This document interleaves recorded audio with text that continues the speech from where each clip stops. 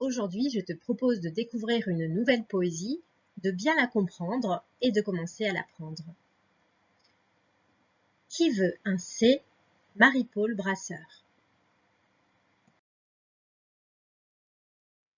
Qui veut un C? Qui veut un C qui claque? Moi, dit l'asticot. Moi aussi, dit le bouc. Qui veut un C qui chuinte? Moi, dit la chenille. Moi aussi, dit le chameau. Qui veut un C qui siffle? Moi, dit la cigogne. Moi aussi, dit la cigale. Qui veut un C cédille? Moi, dit le limaçon. Ce n'est pas pour les filles, c'est pour les garçons. Marie-Paul Brasseur. Alors maintenant, on va voir ensemble la structure du poème, c'est-à-dire la manière dont il est construit. Tu peux déjà commencer à y réfléchir.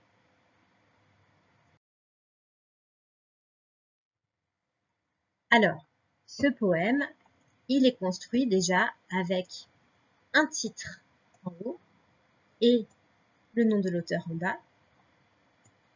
Et ensuite, il y a à l'intérieur 4 strophes. 1, 2, 3 et 4. Donc les strophes, ce sont des parties qui sont séparées par un espace et qui sont toutes regroupées autour d'un thème. Donc dans chaque strophe, il y a 3 vers. Les vers, ce sont les lignes dans les poésies. 1, 2, 3, 1, 2, 3, 1, 2, 3. Et tu vas voir que la 4e strophe est un peu différente, puisque dedans, il y a 1, 2, 3 et 4 vers. Ensuite, tu peux voir que j'ai laissé en noir une partie du texte. C'est une partie qui est une structure répétitive, c'est-à-dire où on répète à chaque fois la même chose.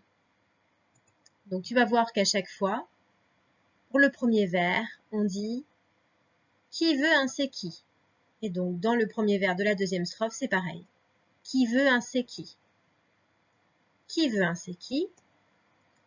Et presque pareil, qui veut un c'est?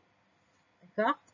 Donc maintenant, tu peux voir que le deuxième vers de chaque strophe est aussi identique. Moi dit, moi dit, moi dit, et même dans la quatrième strophe, c'est la même chose. Moi dit. Ensuite, le troisième vers, je vais le faire en rouge. Moi aussi dit, moi aussi dit, moi aussi dit. Et on ne le trouve pas en revanche dans la 4e strophe.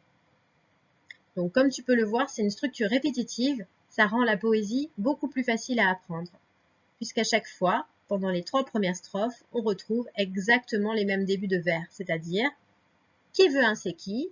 Moi a dit, moi aussi dit. Ça, on le retrouve 3 fois, et il y a juste, dans la dernière strophe, que c'est un peu différent, il y a juste « Qui veut un c'est ?» et « Moi dit ». On va passer maintenant au contenu, ce qui est écrit là en plus clair.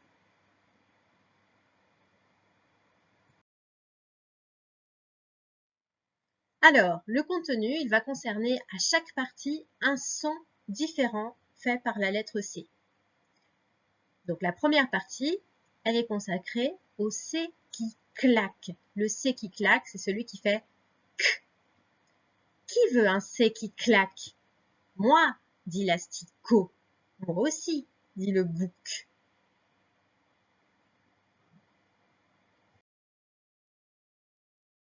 Dans la deuxième strophe, on va parler du C qui chuinte, autrement dit du C qui fait ch, comme dans chenille et dans chameau. Qui veut un C qui chuinte? Moi, dit la chenille. Moi aussi, dit le chameau.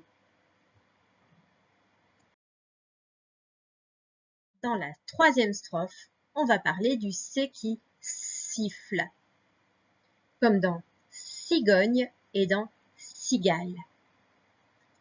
Qui veut un C qui siffle? Moi, dit la cigogne. Moi aussi, dit la cigale.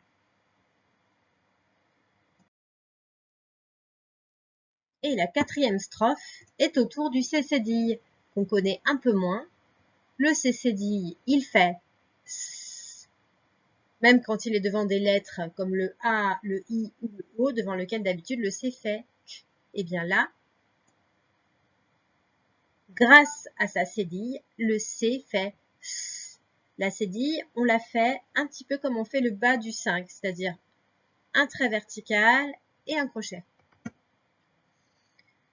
Et donc, le C cédille fait S, comme dans limaçon et comme dans garçon, et pas comme dans fille. C'est pour ça qu'on dit que le C cédille n'est pas pour les filles. Il n'y a pas de C dans filles.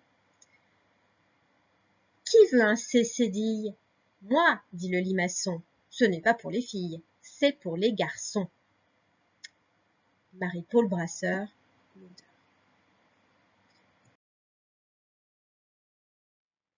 Voilà, je vais te la relire en entier. Il faut que tu photographies les images avec tes yeux pour t'aider à retrouver les mots et à apprendre la poésie.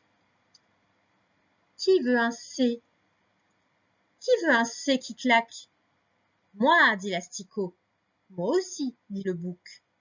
Qui veut un C qui chuinte? Moi, dit la chenille. Moi aussi, dit le chameau. Qui veut un C qui siffle? Moi, dit la cigogne. Moi aussi, dit la cigale. Qui veut un C cédille? Moi, dit le limaçon. Ce n'est pas pour les filles, c'est pour les garçons. Marie-Paul Brasseur.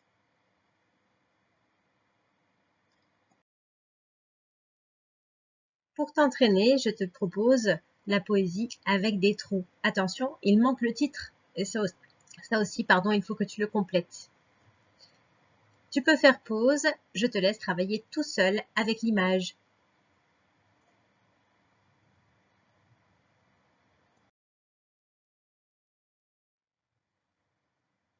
Maintenant, tu peux voir et vérifier si tu ne t'es pas trompé en lisant les mots.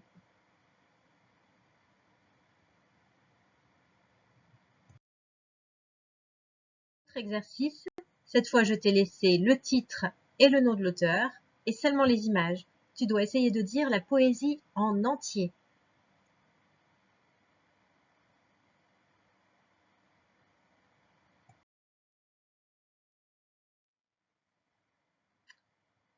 Et voilà la poésie écrite en entier.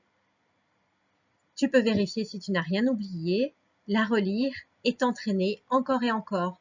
Tu peux revenir en arrière aussi dans la vidéo. Bravo pour ton travail!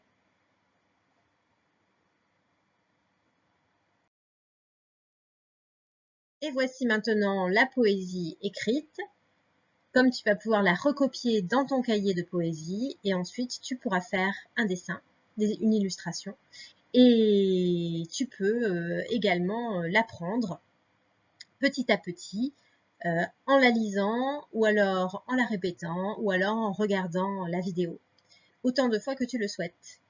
Voilà, bon courage et j'ai hâte de te voir en train de réciter ta poésie. À très bientôt!